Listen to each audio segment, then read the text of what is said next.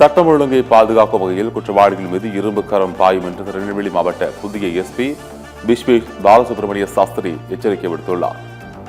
திருநெல்வேலி மாவட்டத்தில் காவல் கண்காணிப்பாளர் நியமிக்கப்பட்டுள்ள பிஸ்வேஷ் பாலசுப்ரமணிய சாஸ்திரி மாவட்ட காவல் அலுவலகத்திற்கு வருகை தந்தார். அவருக்கு காவல்துறை சார்பில் சிறப்பான முறையில் அணிவகுப்பு மரியாதை அளிக்கப்பட்டது.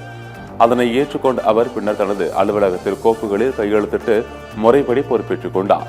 பின்னர் செய்தியாளர்களை சந்தித்த அவர் திருநெல்வேலி மாவட்டத்தில் சட்டம் ஒழுங்கை பாதுகாப்பதற்கு முதன்மை முக்கியத்துவம் அளிக்கப்படும் என்று கூறினார். போதைப் பொருள் புழக்கத்தை முற்றிலுமாக ஒழிக்க தீவிரமான நடவடிக்கைகள் எடுக்கப்படும் என்று கூறிய மாவட்ட எஸ்பி குற்றங்கள் இரும்பு கரம் கொண்டு ஒடுக்கப்படும் எனவும் தெரிவித்தார்.